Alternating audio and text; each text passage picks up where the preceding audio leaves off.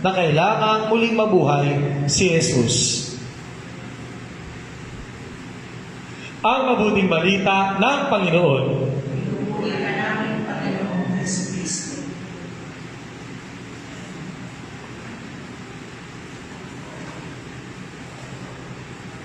Magandang araw po sa inyo lahat.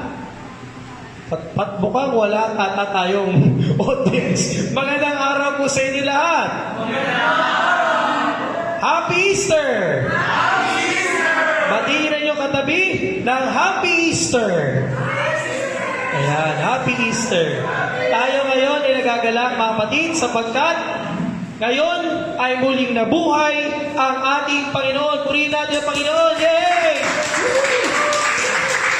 Nakakatuwa po, ang dami po namin dito sa ating Jubilee Center. Ilan tayo? 1, 2, 3, 4, 5, 6, 7, 8,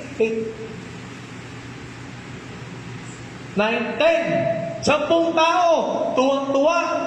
Si Kristo ay muling nabuhay. Purihin, purihin, purihin, purihin.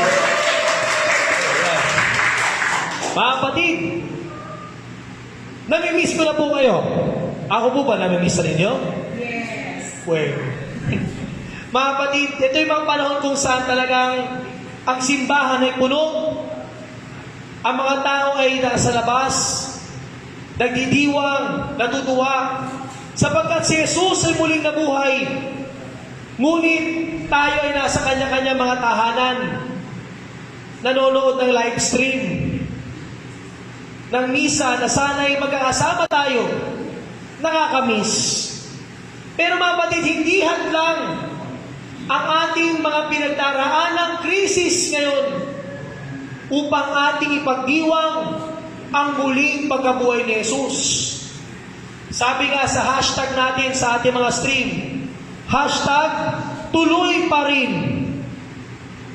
Hindi mapipigilan ng salot ang muling pagkabuhay.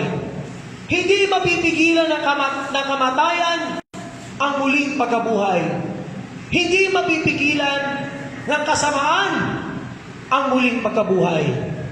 Hindi mapipigilan ng masamang espiritu ang muling pagkabuhay. Kaya siguro ang daming nagtatanong sa atin, Pater, bakit ba tayo magdiriwang ng Easter? Hindi naman tayo malaya. Paisa-isa lang ang lumalabas. Pag lumabis ka sa oras ng pwedeng lumabas, pag inabutan ka ng curfew, bagansya ka. Bakit ba tayo magdiriwang ng Easter? Sapagkat mapatid, binibigyan tayo ng pag-asa ng Easter. Madalas sa kalimutan natin ang pag-asang dulot ni Jesus.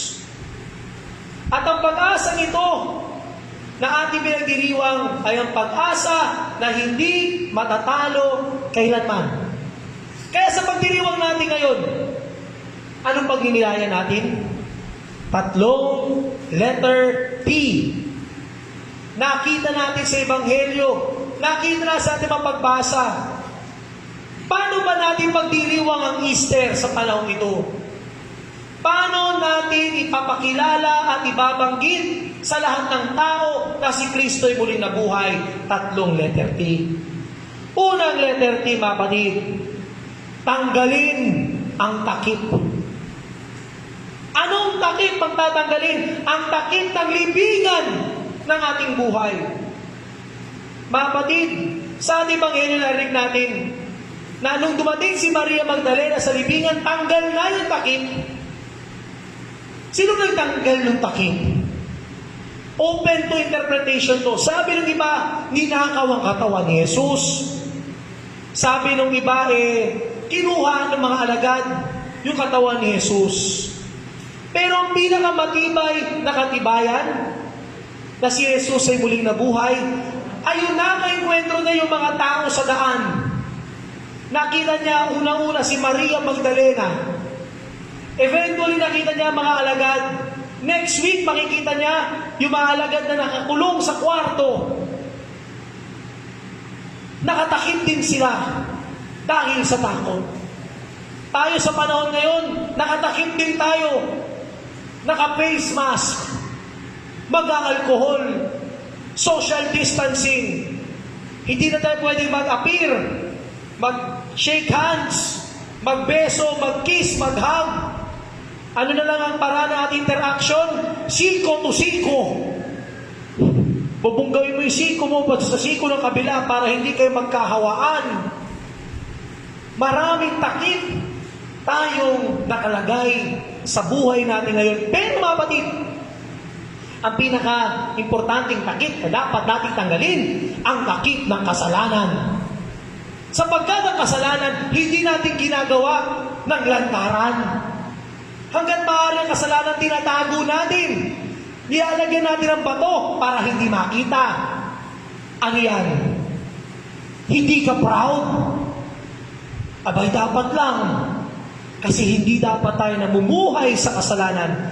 Kaya anong ginagawa ni Jesus? Tinatanggal yung takip para makalaya tayo. Para tayo ay maging tunay na malaya na mga anak ng Diyos. Yan ang ginagawa ni Jesus sa una. At yan ang dapat natin gawin. Tanggalin ang takip. Ang takip ng kasalanan, ang takip ng kasamaan, ang takip ng maling ugali, ang takip na humahad lang sa ating makita si Kristo. Pangalawang letter T, hindi lang tanggalin ang takip, kundi tumakbo. Kung napansin natin sa ating ebanghelyo ngayon, anong ginawa ni Maria Magdalena, ni Simon Pedro, at nung alagad na minamahal ni Jesus? Lahat sila tumakbo. Si Magdalena tumakbo para sabihan yung mga alagad, si Jesus muling nabuhay. Anong ginawa ni Simon Pedro at nung alagad na mahal niya? Tumakbo papunta sa libingan. Si Simon Pedro, ano nangyari? Naiwan. Pero yung minamahal na alagad, tumakbo palabas. Hindi dahil natakot siya, kundi naniwala siyang muling nabuhay si Jesus. Anong hamon sa atin? Ang ibig sabihin tumakbo? Kumilos tayo. Hindi sapat na wala tayong gagawin. Hindi pwedeng patingin-tingin na lang tayo. Pakyut na lang tayo palagi. Pa-TikTok na lang tayo. Pa-Netflix na lang tayo. Hindi po yan sapat. Kailangan merong kilos. Kailangan merong gawin. Kung ang ibig sabihin ng palalahanan ng bawat isa ng tamang pamamaraan ng pagprotekta ng sarili, tamang pagkilos yun. Kung ibig sabihin ito, magkaroon ka ng kusang loob na ikaw na lang yung magiging runner sa inyong tahanan kaysa yung senior citizen mong magulang. Pagkilos yun. Kung ibig sabihin, tayong hindi dapat lumalabas ng bahay, ay manatili sa bahay, pagkilos pa rin yun. Ang hamon sa ating kumilos ng tama, kumilos ng naaayon at nararapat. Hindi pwedeng walang ginagawa. Kailangan kumikilos, tumakbo. At panguli, hindi lang tanggalin ang takip, hindi lang tumakbo, kundi tiwala. Ito yung nakita natin doon sa minamahal na alagad.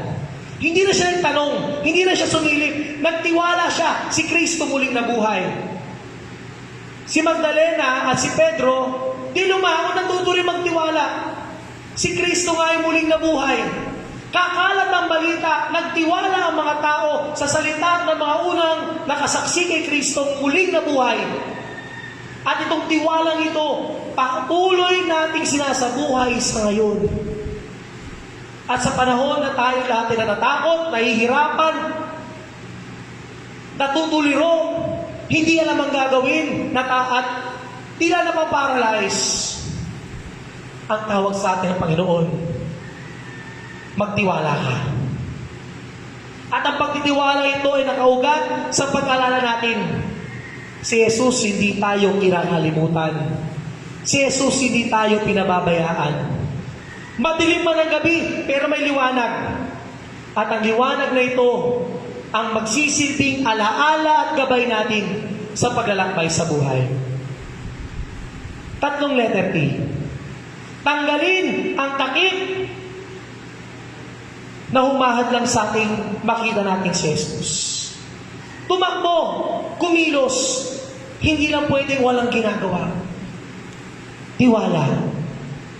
Huwag limutin kung saan tayo nagmula, kanino tayo nagmamay-ari, at saan tayo tutungo at pupunta. Kaya sa pagwawakas sa ating pagninilay, ito siguro yung nung nakita ni Maria Magdalena, ni Simon Pedro, at ni ng alagad na minamahal ni Jesus na walang laman yung libingan, bigla nilang naalala, tama ang sinabi ni Jesus. At ito ang hamon sa atin. Huwag nating kalimutan ang ating pinagdaan ng Holy Week. Huwag nating kalimutan ang saya ng Easter. Hindi pa tapos ang ating may pagsapalaran sa COVID-19. Higit sa lahat, alalahanin at huwag limutin si Kristo na muling nabuhay ay kapiling natin.